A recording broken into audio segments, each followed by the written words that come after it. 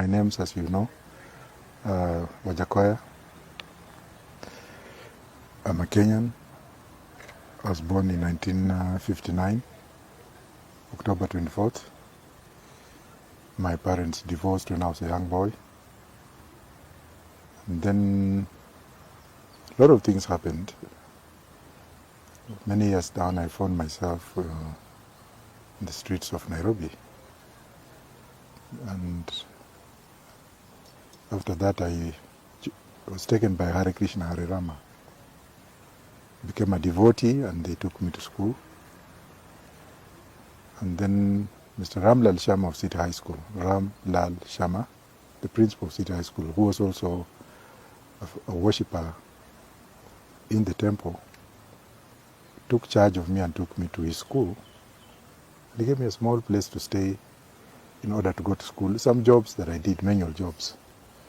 I finished Form 4, and then J.J. Kamodo took me as his son, the late minister for, then he was basic education.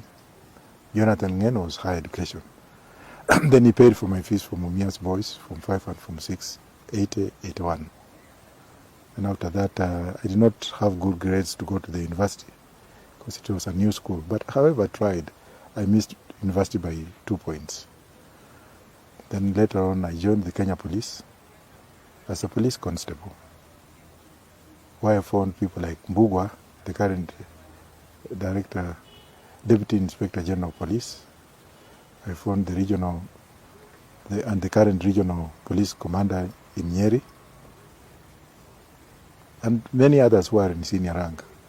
After our initial training in Kiganjo, as a constable, I was posted to Central Police Station, Nairobi.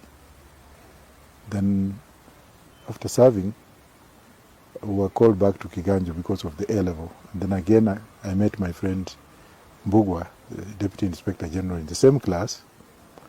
Then after that, I came and worked at Pangani Police Station.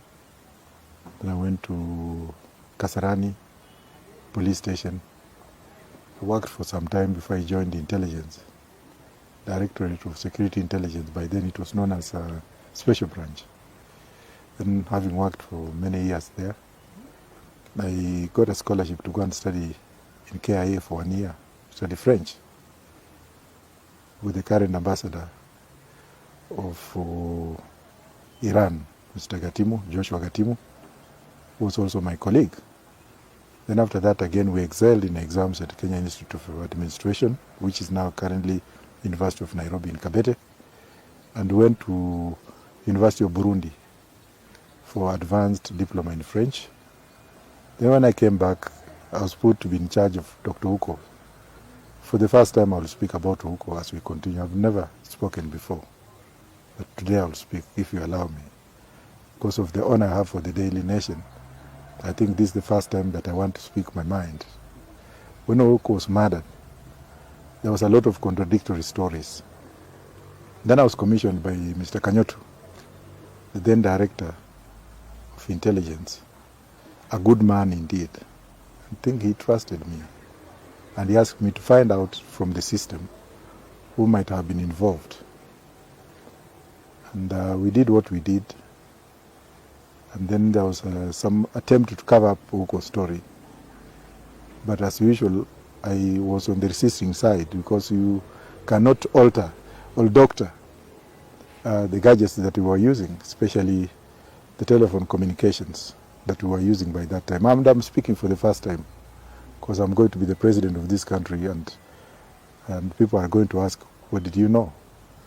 Even though I will not give the specific details. Today you are here for my presidential candidature.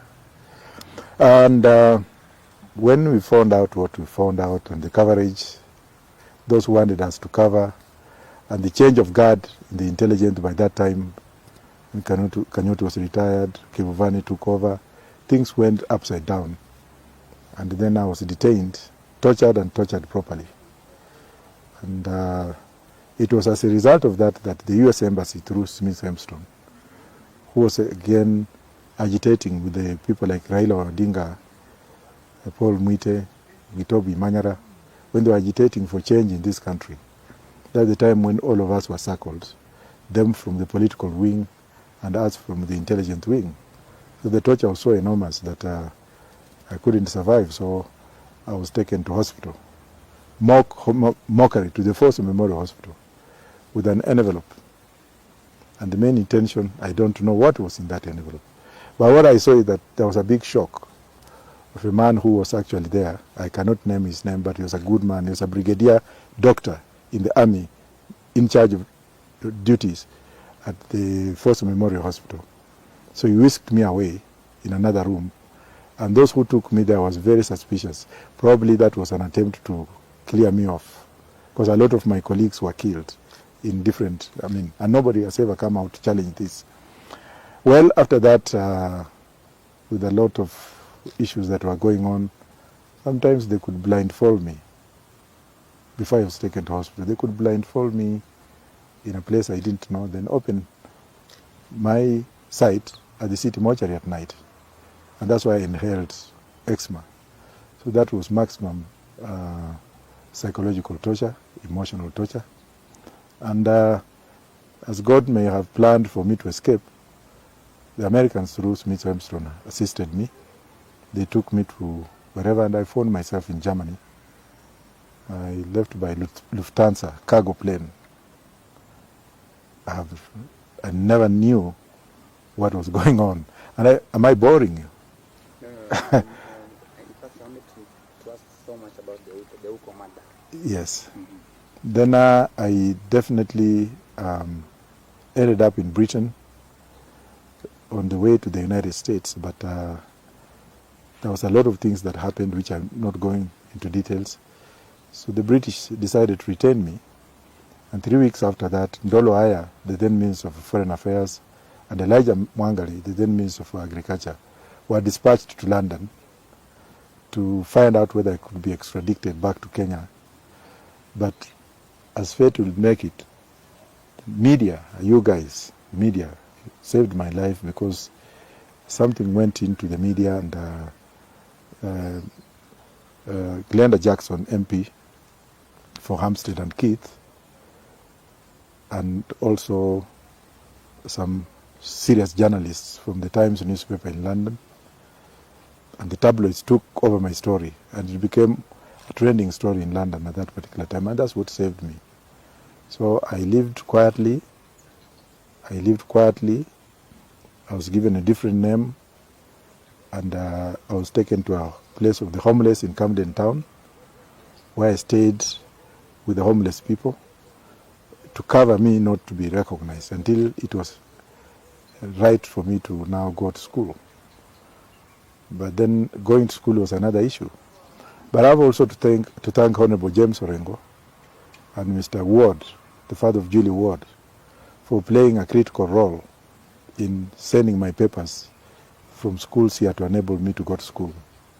Orengo is a great man. Orengo is one of those people that I will mention wherever I go as good people and men of honor. I'm also thankful to Raila Odinga. That particular time he was an MP, I think, and also Mrs. Ndetei. Mrs. Ndetei, I think, was an MP, for taking over the story and going to Parliament to tabulate it. The rest you can find out. This is a true story, and I have to insist it's a true story. Then the Moi regime took what they could do. They took us to court. They took the Times to court. They took any newspaper that I had spoken to court, and Biwott and other people. And then in the long run again, I found myself at the University of Wolverhampton, Holborn College, but I didn't have the fee. So I had to do manual jobs, to do grave digging. I was a security guard, and life went on as normal under the name George Walker. George Walker, which appeared in all my documents. I can reveal because it's over 30 years now. Then I finished my bachelor's of law degree, and I went on and did what I did. Went to many universities, became an academic, and became a foot soldier for Raila's father, Jaramogi Oginga Odinga, when he came to be treated for his eyes, when he was being treated by Dr. Wino, who is still alive. He's a surgeon in London. and the late Osumbalangi, who was also giving the late Jaramogi accommodation. And that's when now we became custodians of Raila Odinga whenever he came to London. Sir David Steele, who is now Lord Steele, who was the leader for Liberal Democrats, actually made a ring for us to follow Raila, to make sure that he was not attacked, even though the British government was also doing its work, as we were careful with him wherever Kenyans' gatherings were. So Raila owes me a lot, and I respect him a lot on that one. After that, I became a lawyer, raised my family, and I received a lot of threats in London, which I'm not going to go in details. The case of Dr. Ouko is still in court. Couldn't go beyond what is in court, and I knew you were going to ask me that. I will preempt you in advance. So that's where we go as far as that is concerned.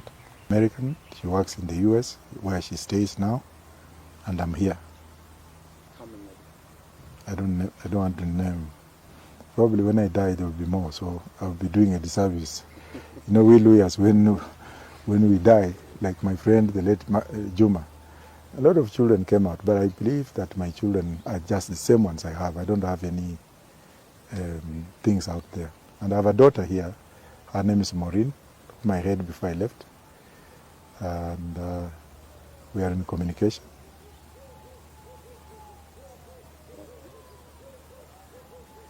For a long time you were In exile for so many years, from 1991 you can count, until 2012 when I came back. While in exile, I joined the pressure groups to put pressure on Kenya. And when I was a student leader at the University of London, School of Oriental and African Studies, I invited the likes of Dennis Akumu, the late Dr. Liki, Koigi Wamwere, and we put a lot of pressure on Moi. So we fought for the second liberation. But because at that time there was a lot of issues here, nobody would recognize that, but Raila recognizes that.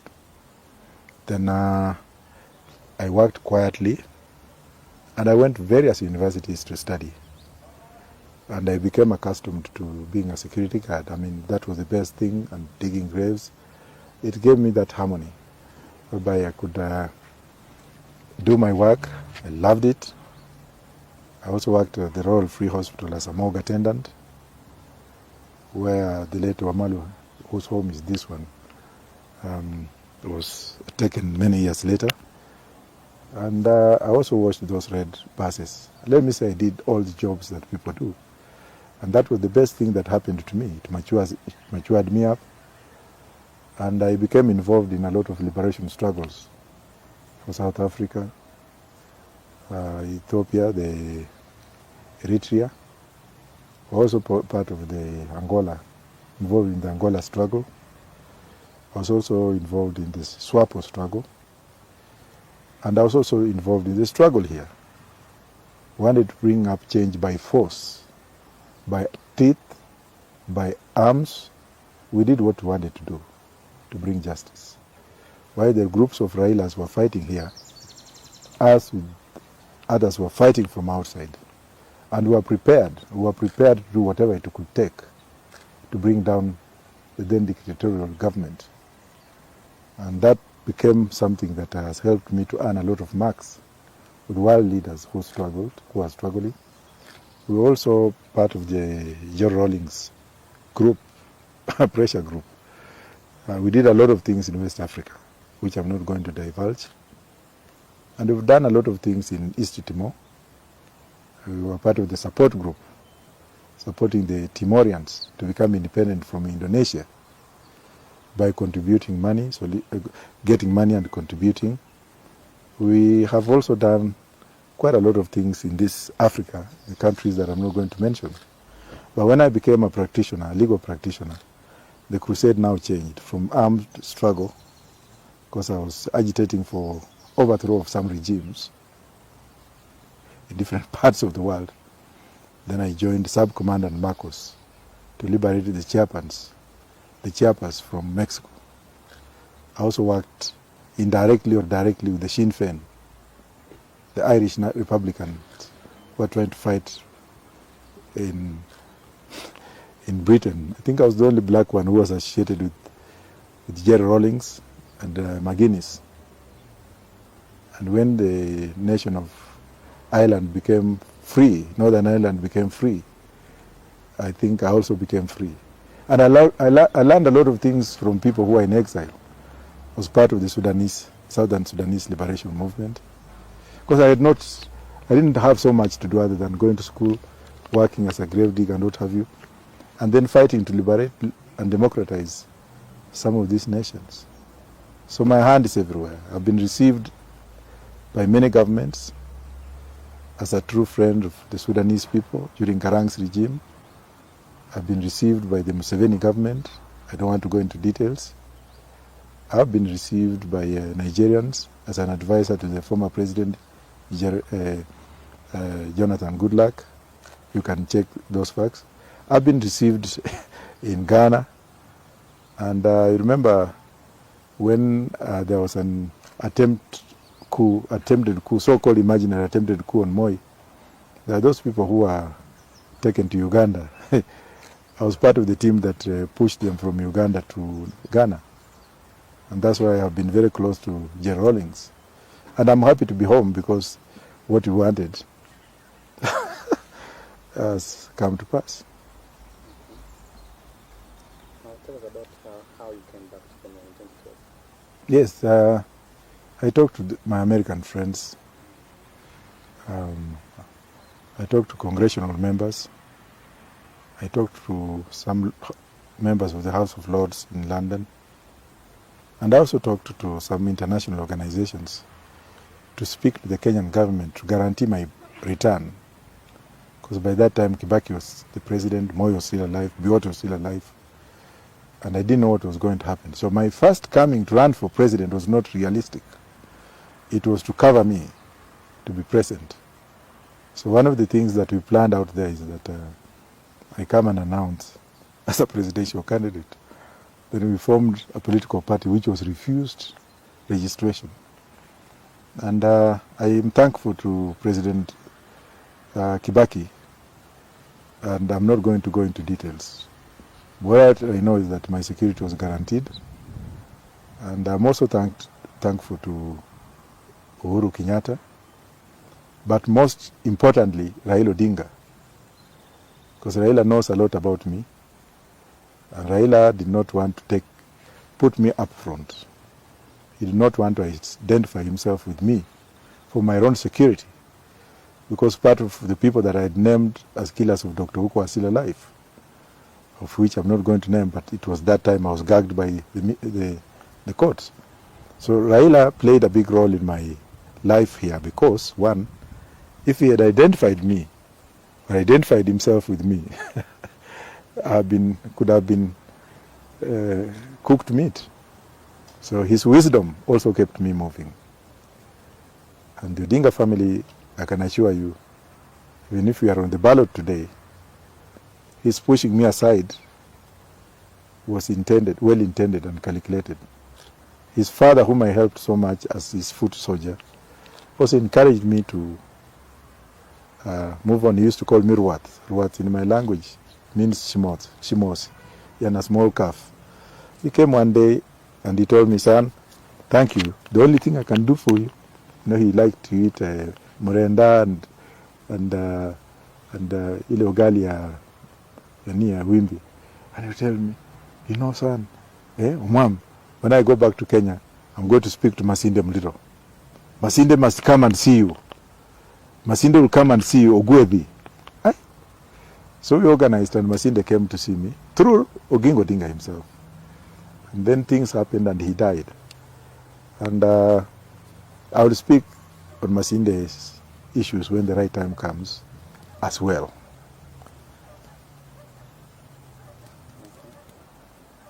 So we're still in...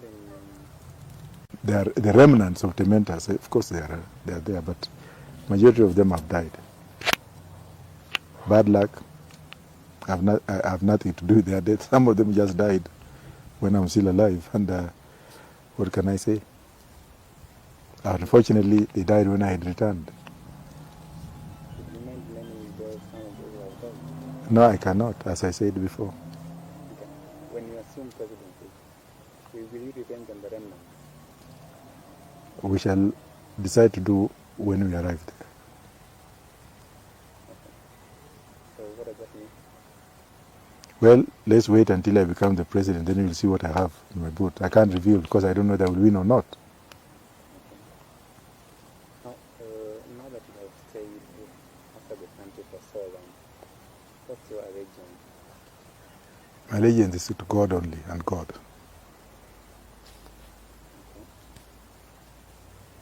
As an immigration lawyer, what's your view on Miguna?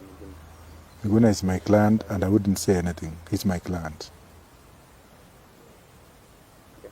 Should you assume power, would you bring him back? I'll bring him to swear me. Okay. Wow. Because he's my potential Chief Justice. He deserves better than that. He's a human being, he's a Kenyan, his rights have been violated, the courts have been on with him, and I feel so pained whenever I speak with him that I'm speaking when Miguna is away. Miguna is supposed to be here. Miguna should be participating in the elections. But you know what? This world is a very small world.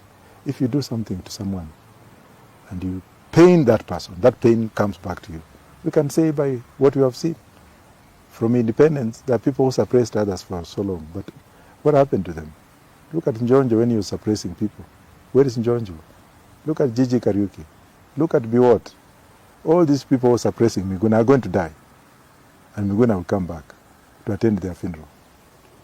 When was the last time you spoke to him? Last week? Let me check. I'll confirm now. Yeah, here it is.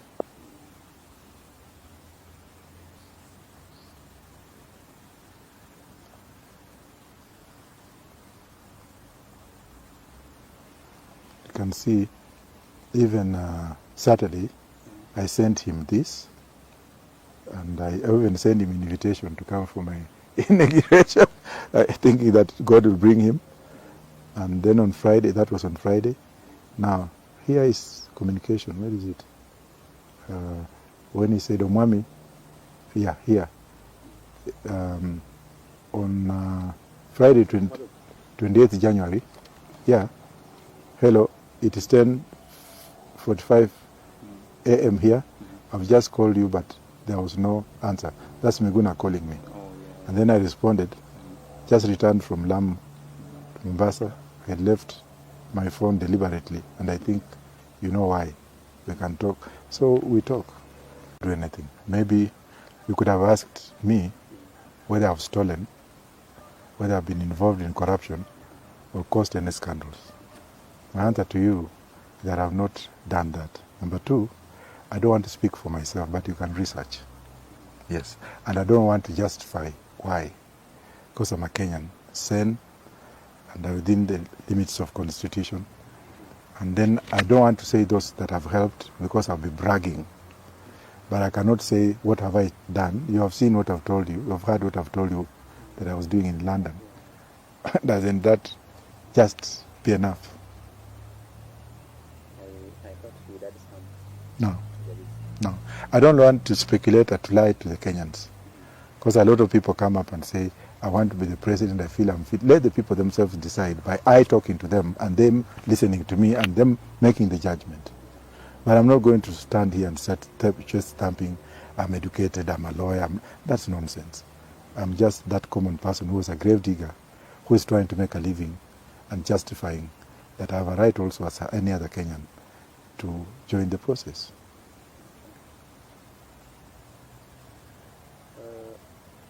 I intended to know your stance or your views on the handshake. I think the handshake was good to those who handshaked themselves because they didn't involve me and they did not call me. I'm a leader of a political party. Your view on them as a Kenyan. I would say my view as a political stakeholder, because I'm a leader of a political party, I ought also to have been called.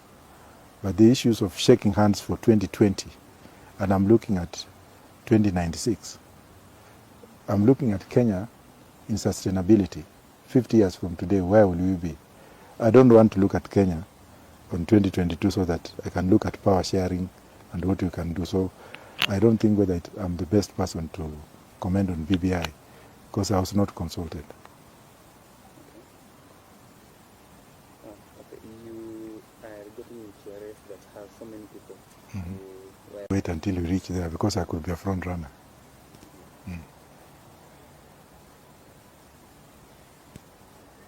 Again, you intend to vie on the Roots Party. I'm vying on the Roots Party. How far and wide is it? How? Well, I cannot also say because I don't have a yardstick to measure how many people know it.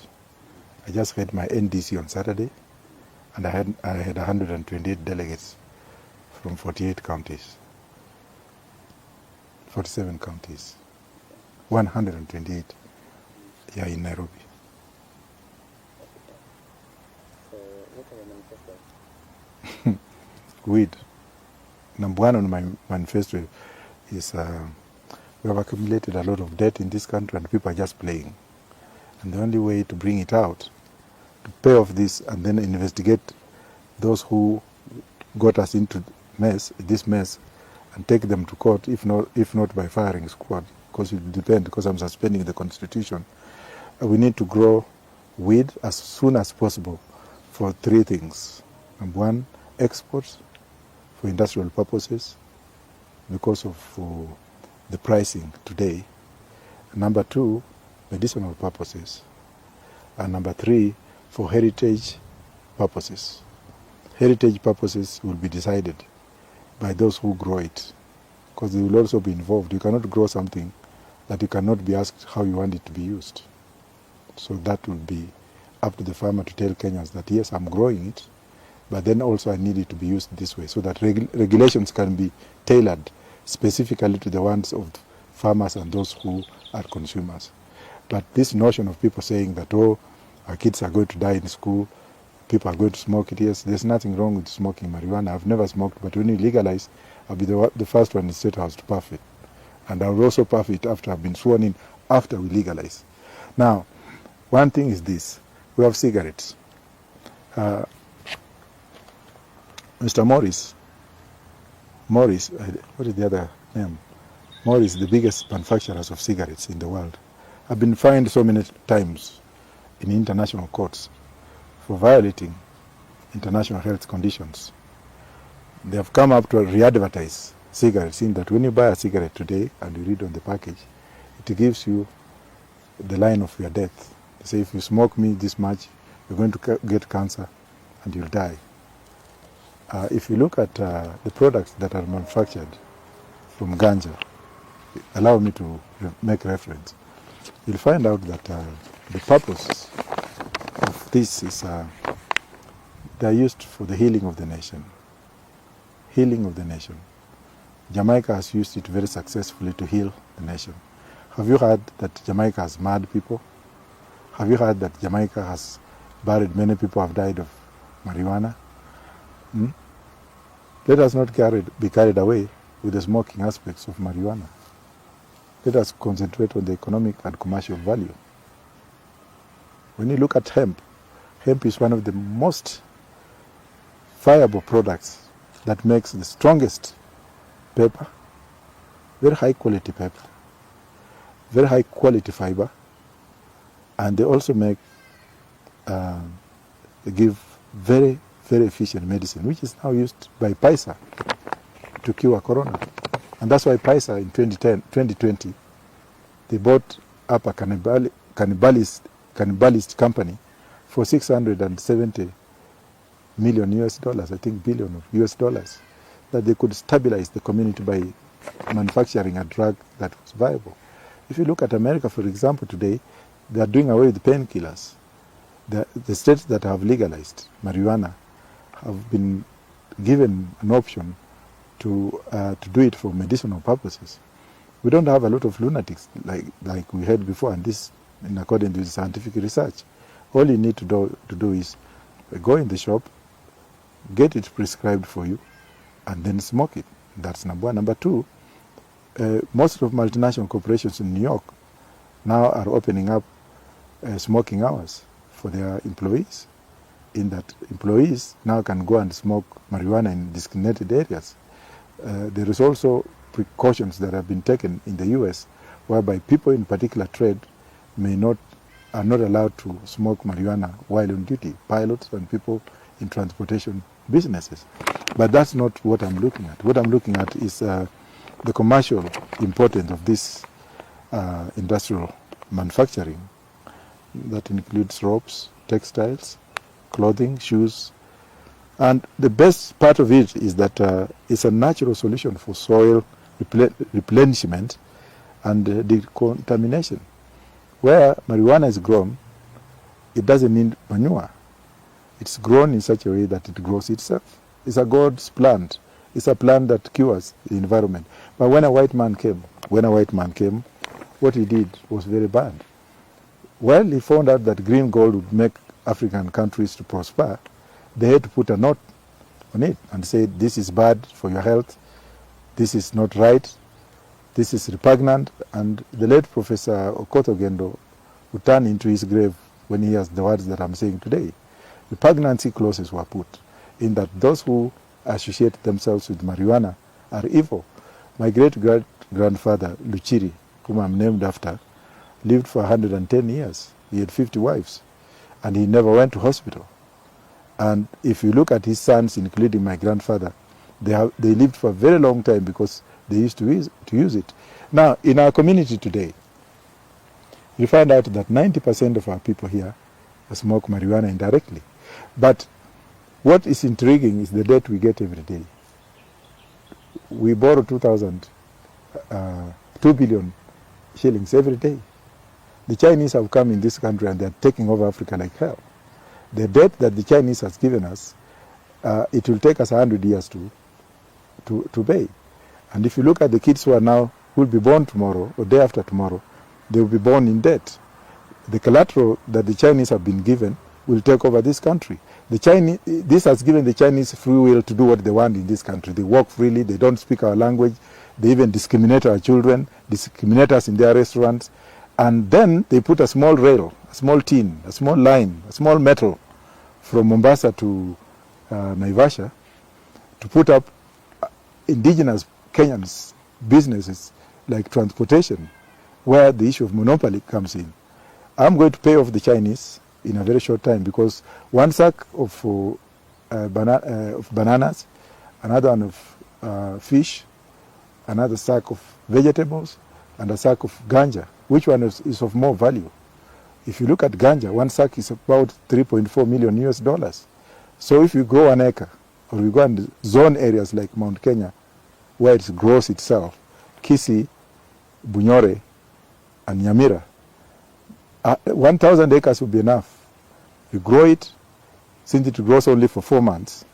It grows only for 4 months, and it kills weeds, eliminates the need for costly and toxic herbicides. Come on, every Kenyan will be happy. Every Kenyan will be happy. We shall have enough money to pay off all other debts and then have our country free. And likely, I think after paying them, I'll ask them to leave. But before I ask them to leave, I'll look at the contract that the Chinese have signed. I want to know who actually signed those contracts and what was the terms of engagement. If we find out that there are some crooks, and I believe there are, who lured us to go to China, to lose our heritage, to have this country as a wastage country, where we have contrabands coming in, and then toxic waste being deposited here in terms of goods imported from China without verification, I'll put them in jail. That's number one. Number two, ganja will actually also minimize corruption, because you can grow it in a tin in your bedroom. You can grow it in your bathroom. You can grow it in anywhere. You don't need to do anything. So the main key tasks, which is of immediate importance, is to legalize marijuana and ask Kenyans why it has taken them so long under the illusionary mindset set up by the Europeans, who have now legalized it, are legalizing it, and then blending it and selling it to Africa, the same way they have done to our tea from Kericho, made in Brook Bond in London. The threshold is brought to Kenya and the purified tea is taken into their hotels. The same way they have done to our coffee plantations in Central Province. I mean, it is high time that Africans stood up and stood for themselves. That is number one. Number two, and before I go to that, I can see Ruto also now coming up with growing avocados and selling to China to eliminate debt. But I will have him explain that when we meet for presidential debate, so I'm not going to speak on that. Number two, look at our infrastructure in the country. Look at the pollution of Nairobi. Look at how many counties you have. We are going to reduce the country back to what it was when Kenyatta took over the country. We have 7 or 8 provinces. We are going to make states. We are going to form a federal government so that we can do proper devolution, whereby each state will have a chief minister. Of course, I was misquoted by somebody saying that I said 8 prime ministers. No, chief ministers, so that counties will run under the state, so that we eliminate this issue of county commissioners, eliminate this issue of government bureaucracy, so that we have elected leaders to run the state and the counties, and also have revert back to the city mayors or town hall mayors, so that it can allow people to discuss what they want to discuss pertaining to. We are also going to have regional heritage. If you go to Nigeria, for example, the Ondo State number plates for their vehicles actually gives their identity.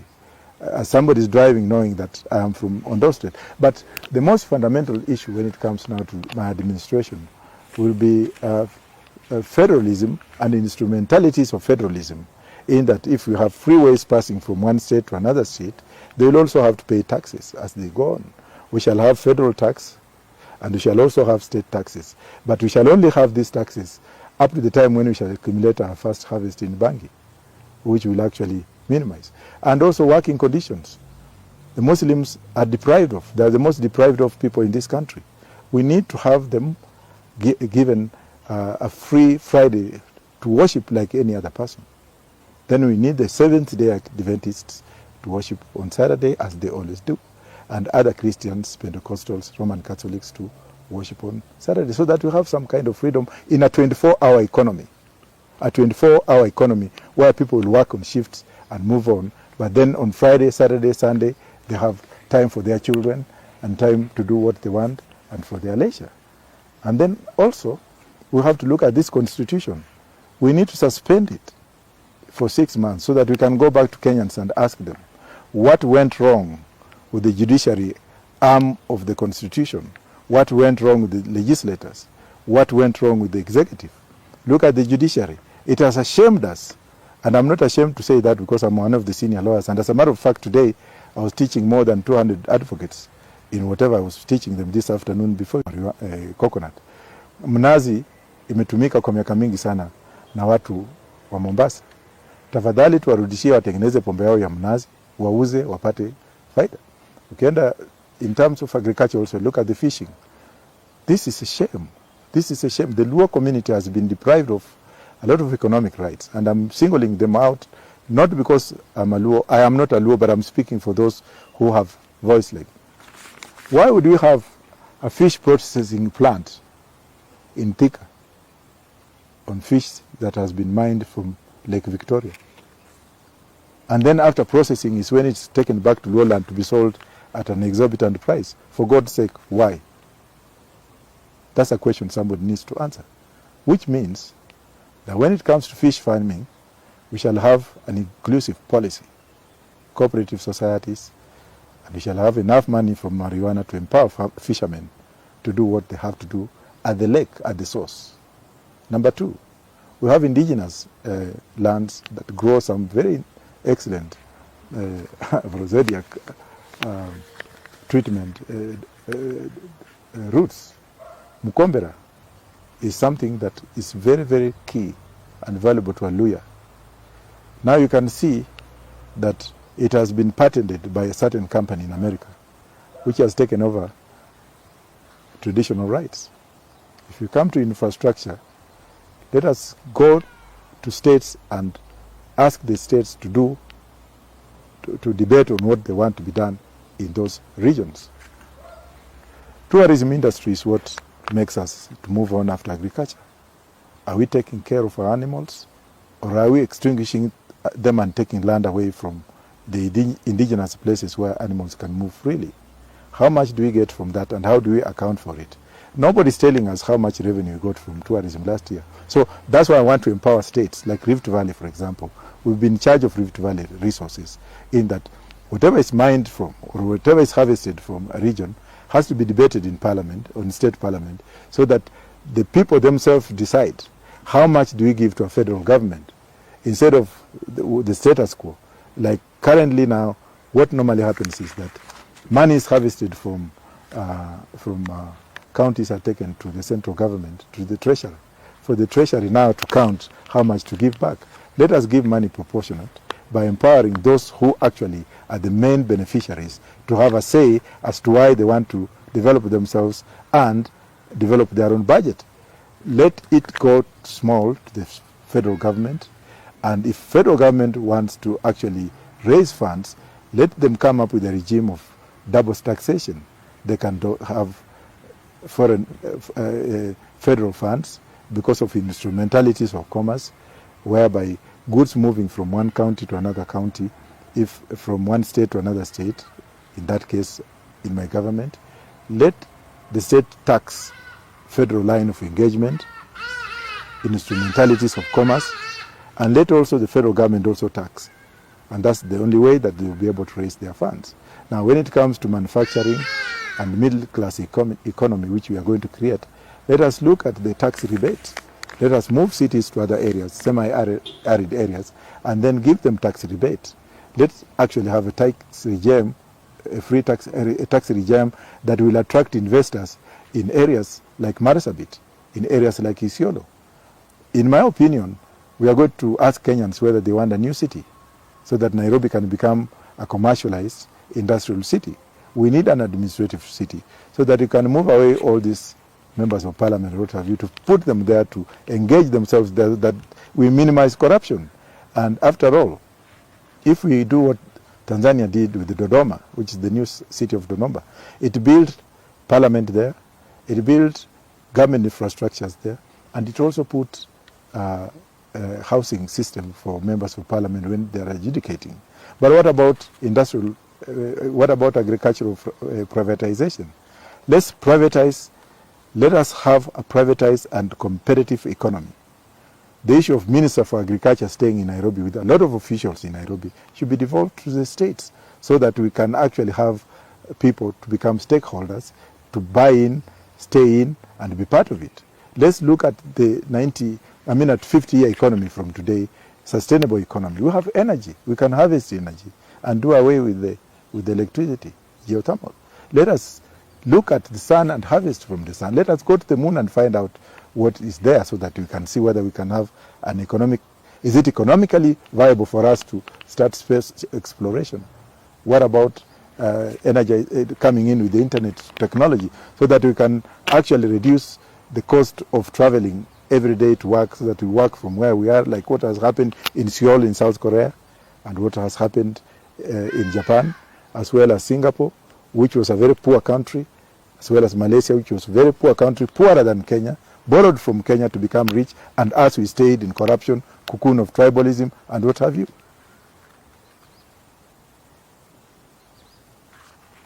Regime, thinking like an Englishman.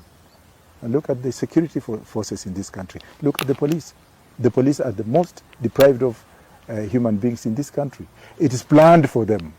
They are not asked to consent to what is being planned for them. The Constitution is very clear.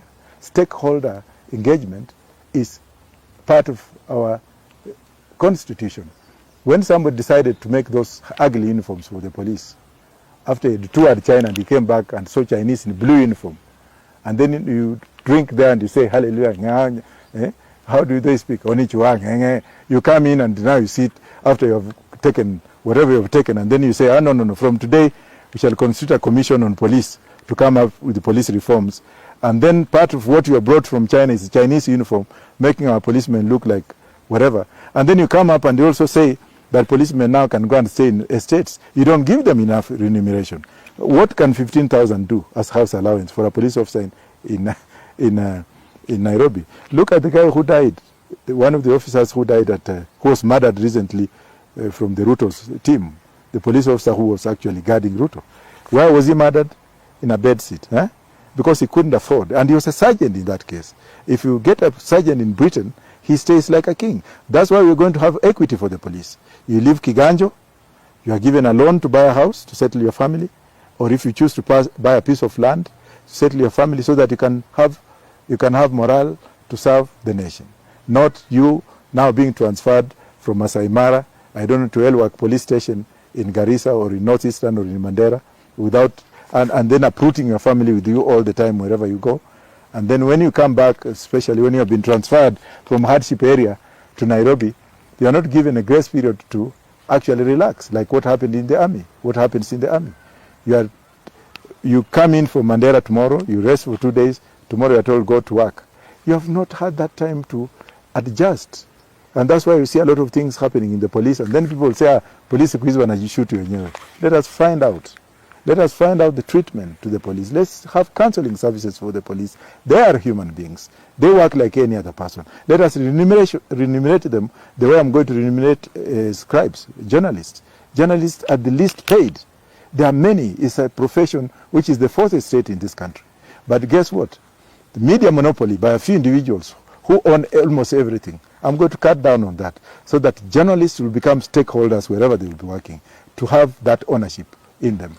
The scribes are the poorest in the whole country. And now politicians have taken advantage of that, knowing that, oh, no. Like you have come to cover me today. Then when you finish, I give you money. That's corruption. But I can give you goodwill if I want to. So now that has become a line of engagement. But does it mean that journalists are wrong? If somebody gives you money, will you refuse? But why not refuse when you have enough money? So you grow enough marijuana, enough money. Journalists, if they will not be made to be part of the stakeholders in those media companies, I'll give them money to start their own media companies. I'll give them interest-free loans. Go and start your own. Be proud. Be an independent entrepreneur. Don't be used by these politicians. They will use you and dump you, and then you go home staying in Kawangware, what is it, Umoja, those sides, those pigeon homes.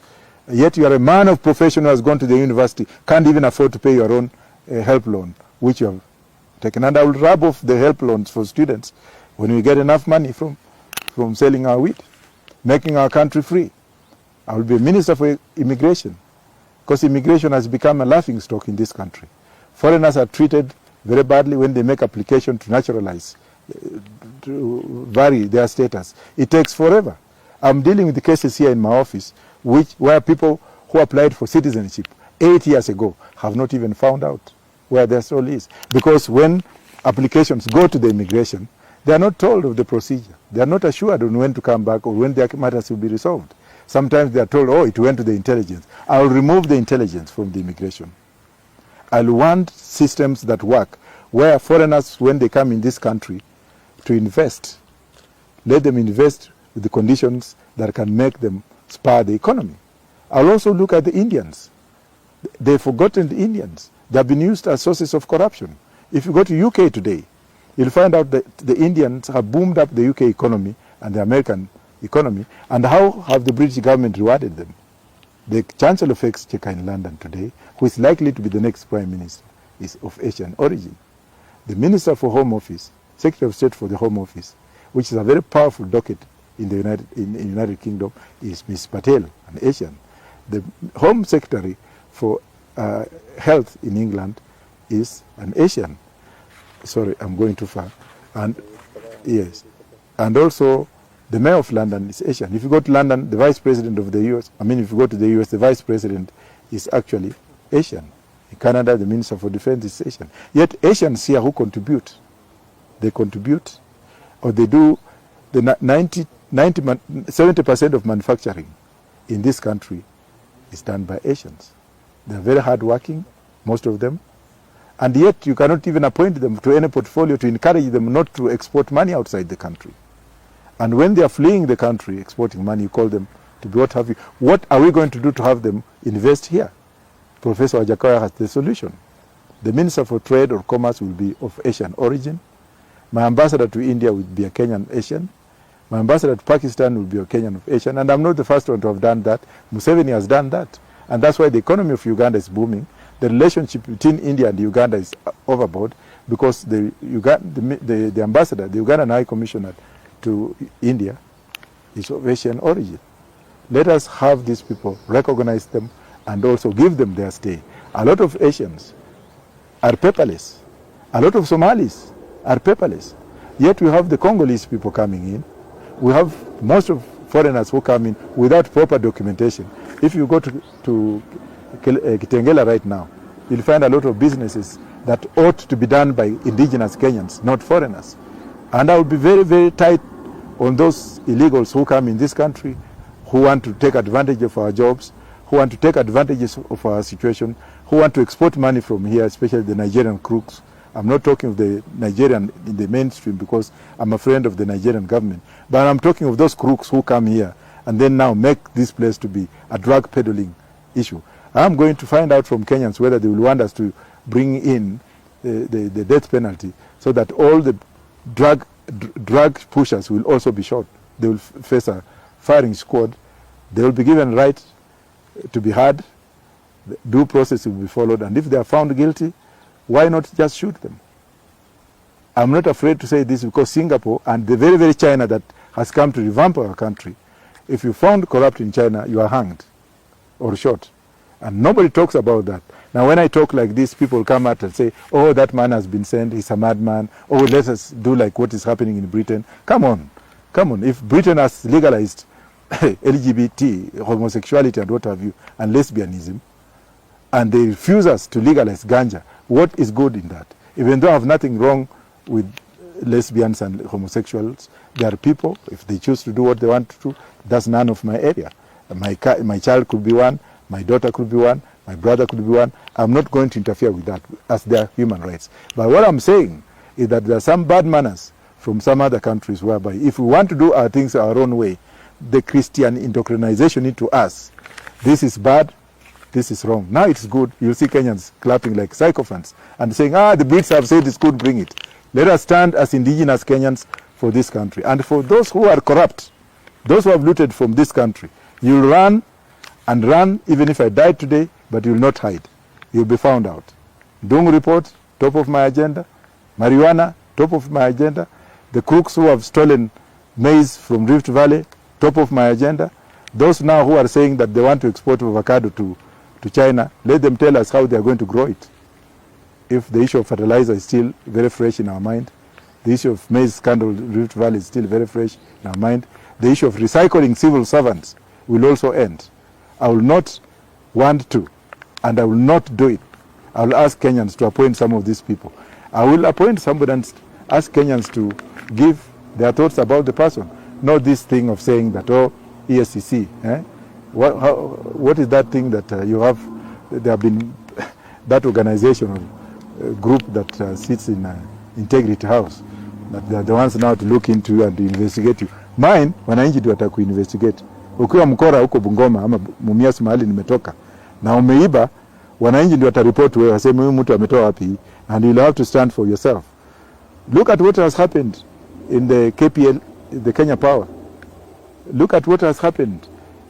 And then crooks come out of government employment, resign today to go and run for elections, and then become leaders, recycling corruption through that way. That's why in Roots we don't want them. Ketraco. Look at Ketraco. Somebody in Ketraco, a managing director, whoever it is called to appear before Parliament to go and explain stuff. And then this man resigns to preempt that explanation. And now he's running for governor of Kakamega. Really? And then they're going to clear him to run. Really? Not in my government. Sorry? Every time. And whenever a constitution is changed, it's the big people who insert clauses, bring in commissions of men like me who have gone abroad to study with suits, then copycast, and then come in and say, do you like this? Just say yes or no, but you're not asked to participate. Participatory role. What I'm trying to say is this. I will suspend the constitution in the first 6 months to ask Kenyans to look at it again, to find out what they want to retain and what they want to. But then somebody, and you are likely to ask me this question, and let me preempt you, because I'm a lawyer, that what will happen with swearing in. I've been asked that stupid question. You'll find out that there's countries who are working without written constitution. Israel uses parliament. New Zealand uses relies on uncodified constitution. UK relies on uncodified and unwritten constitution. Canada is doing the same. So are we going to be the first? I'll work through parliament. I'll have the Migunas to come there and transshape this country to what we want it to be. Okay, but upon review, after the 6 months, you intend to change the same constitution? Yes. Again, I don't intend to change it. It's the Kenyans who will review and change what they want and what they don't want. The very Kenyans who are fatigued. They could be fatigued, but if they are fatigued because corruption is going to end and money is going to come in through plantation of marijuana, they will do it. So, from a Christian point of view, does it mean that the constitution is so broken that it needs an urgent fixing? The constitution we have is a mockery of democracy. 264 pages compared to the US Constitution, which is only on 8 pages. What went wrong? What went wrong to put the entire world in there? Constitution must be progressive. Let people look at what they want and live with it. It's just like the Rastafarians, the German, the holy men of God. When they went to UK, to petition the UK courts to be recognized as Rastafarians, they were told by the High Court, the House of Lords decision, that you have not lived long enough to be constituted as an entity. Therefore, this is a process that takes years, takes precedents, takes statute from Parliament. Let people think and then look at it and see what they want. It's a gradual process. What we are given is what ought to have been given to a country which was 200 years old in independence. Americans are laughing at the Kenyan Constitution. Look at how messy it is when it comes to the judiciary. Too messy. It can't run, it can't function. Acts of Parliament have now been impugnated by the very Constitution. Look at Pakistan, when the army came up and did away with the Constitution, and then asked the Pakistani people during the Zia-ul-Haq's regime to find out what they wanted to do. When the Ali Bhuttos had actually sterilized the Constitution, and the Pakistanis woke up, and they are still debating on their Constitution for the last 30 years on what they want, whether they want to follow the Sharia law, absolutely, or whether they want to do what. Look at the Constitution today. Have Muslims been given any rights apart from the Qadi courts? I'm going to give the Muslims Friday, that they can actually have it as their holiday every Friday, as I said before. And that should actually come into the Constitution, the working days. We shall talk about it, we shall enact it in Parliament, and then when we are looking at views from the country, let's ask the Muslims, do you really want that Friday for your holiday, or 1 hour every Friday? We are asking the Seventh-day Adventists, do you want to go to church on Friday, yet you worked on Sunday? And when will you sit with your children to harmonize? When will you wash their clothes and prepare them for school? Is Sunday enough? We shall also be asking the Christians, what would you want to be your day of worship? And how would you want it to be? Not what we've borrowed and what has been impaginated. Clapping and laughing like sycophants, that here we have new constitution, just tailored for a few families and a few men and women, to generate them. That is wrong. It's a progressive item, which is practically progressive. Not write it in paper and then tell people that it's progressive, so that you actually undermine the courts by tying them. So the courts are at liberty to look at what they want. You take a case there and they'll say, no, the Constitution is still progressing. We can't do otherwise. We want clarity from Kenyans as to what they want as per the Constitution. Right now I'm a madman when I'm speaking to you, because that's what people think I am. But what I'm telling them, somebody will tell them in the future that you are too much in a hurry going nowhere, yet your country is being looted under the whims of the Constitution. These families, and you know the families I'm talking about, and the few crooks that have become very rich, Why is it that we now have to have them there permanently? Come on, I'll grow enough ganja and give them to go and return and stay at home. But those who have stolen, I can assure you for free, they'll be tried. And if Kenyans allow and you have a new constitution, we shall have firing squad for the first 2 years to eliminate all this corruption. We need action, not just words and babysitting.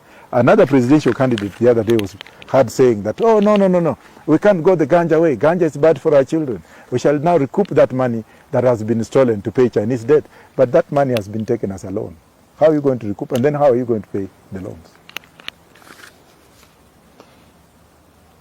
Okay.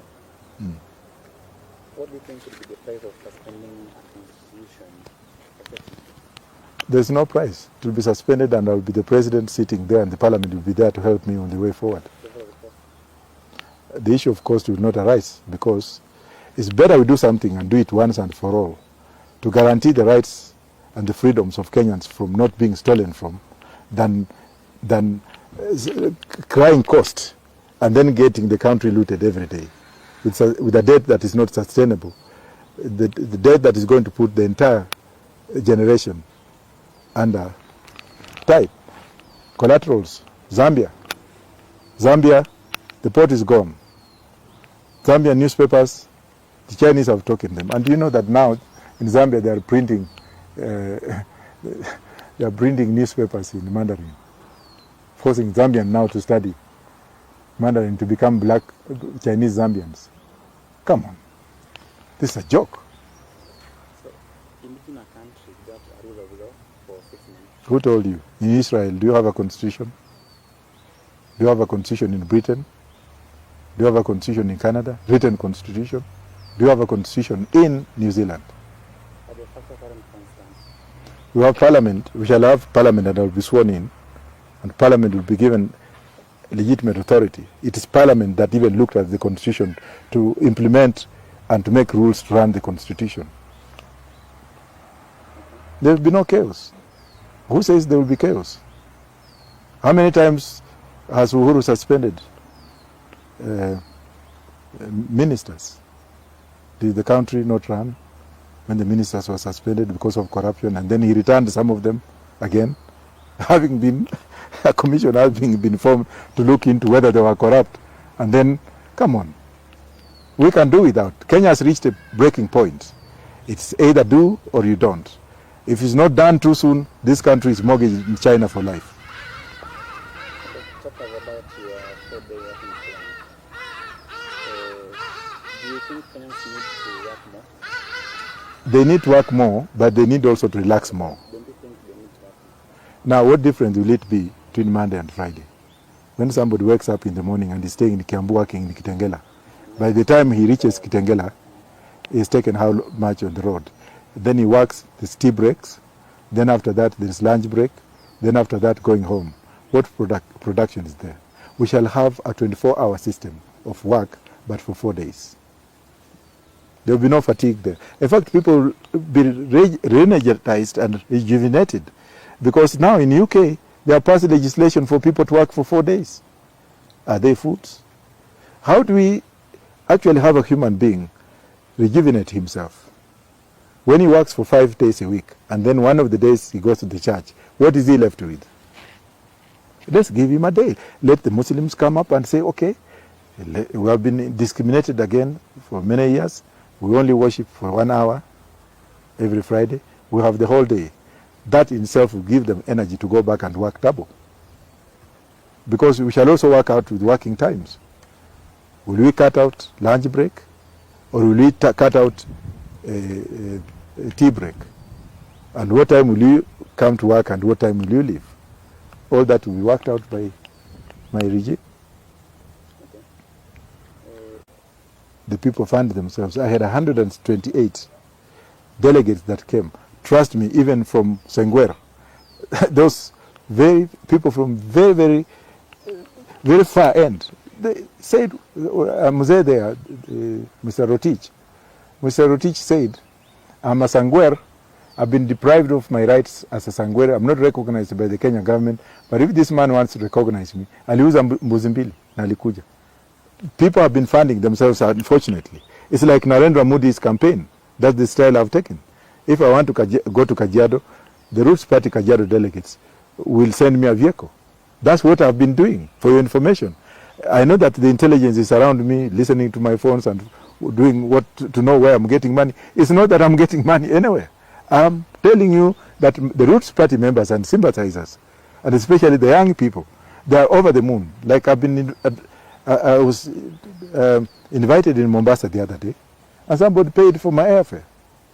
He said, come, and I'll give you a free hotel to stay, because they're excited. So I'm doing the Narendra Modi style, which I'm not going to go into details.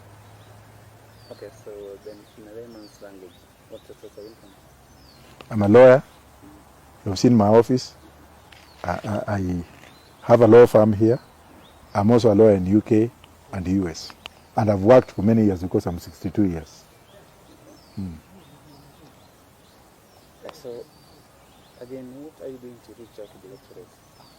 That's really in me. That's why that's why my party is actually registered in 28 counties. And I've done a lot which I'm not going to speak on camera as to how I reach them.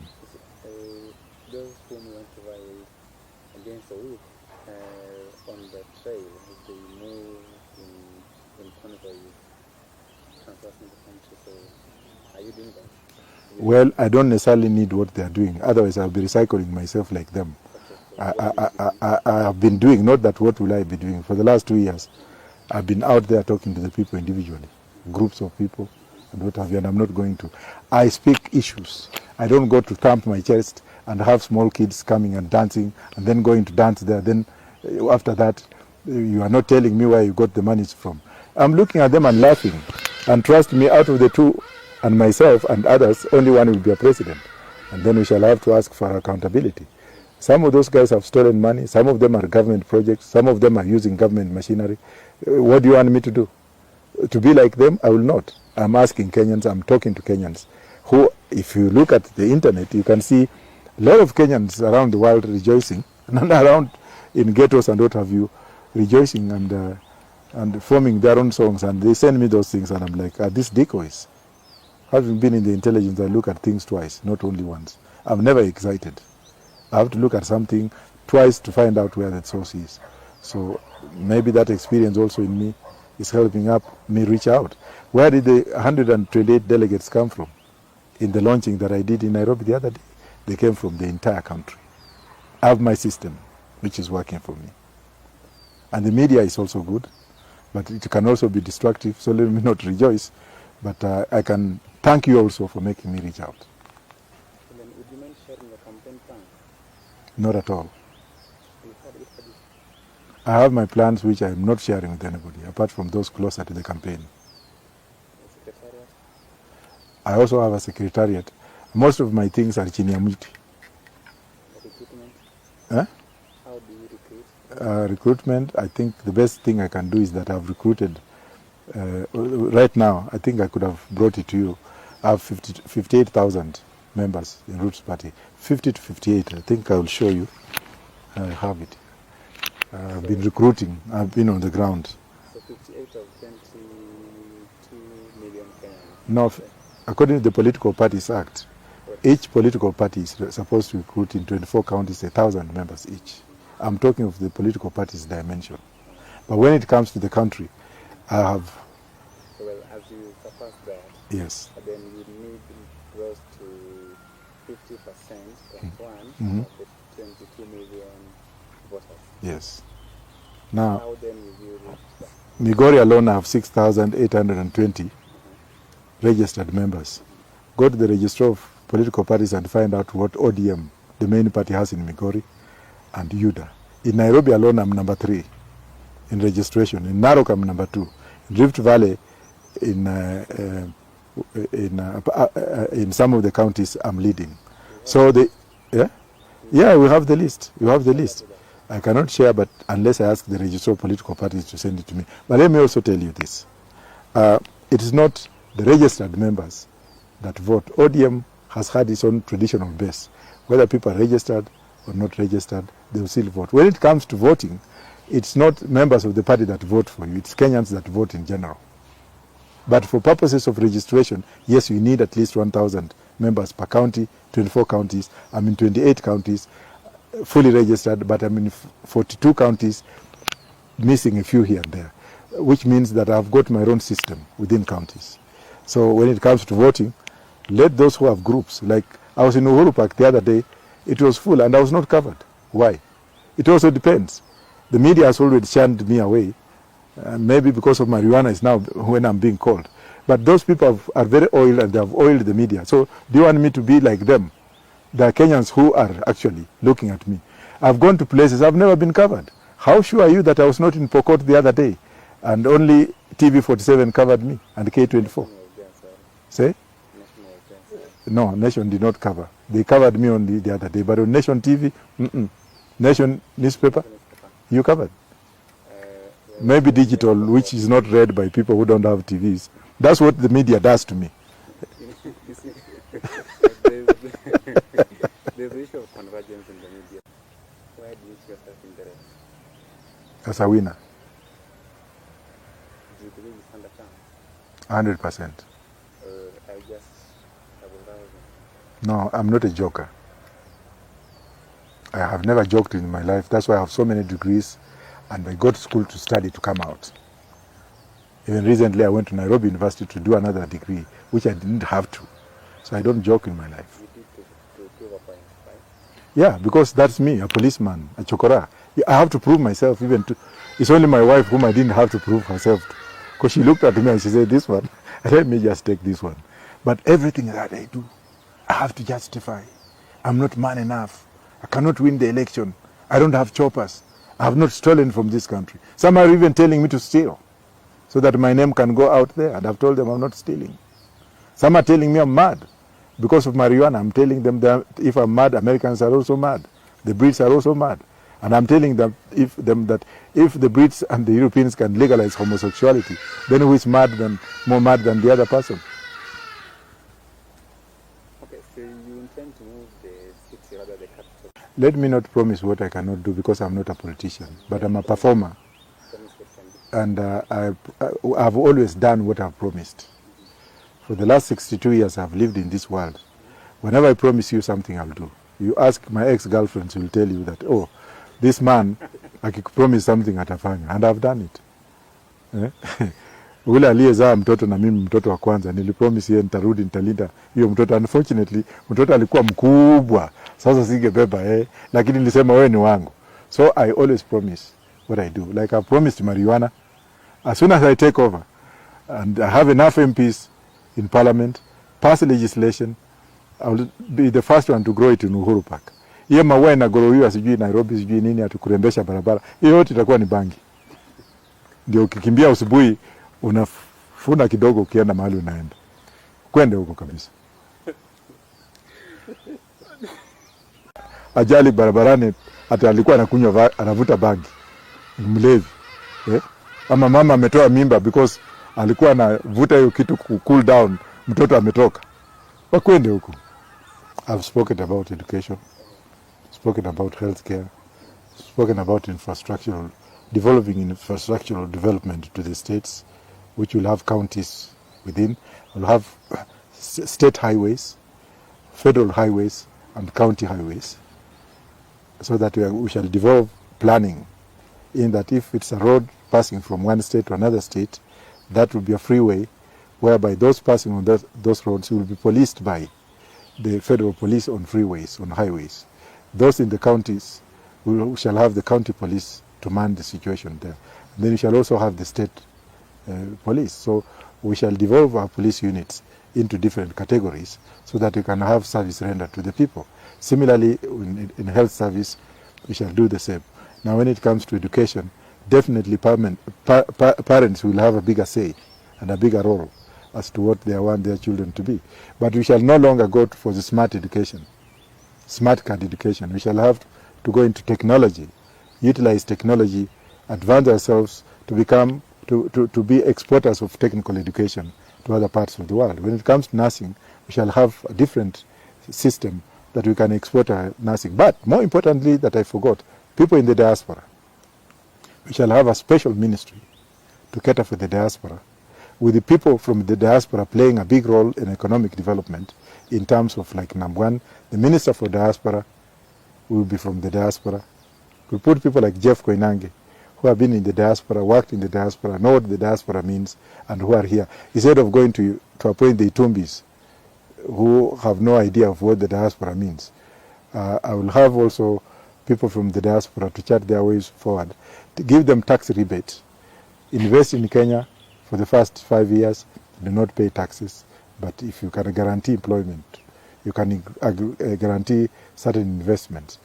And I would also like international corporations who come from specific countries to at least include 3 Kenyans from those countries who are actually living in the diaspora, who are experts in that area of economic development, so that we can develop our country with our own people from outside, so that we can encourage them to participate. And above also, the new constitution, in my opinion, should include any Kenyan born outside, or a Kenyan who has been given dual nationality, will be fit to run for president.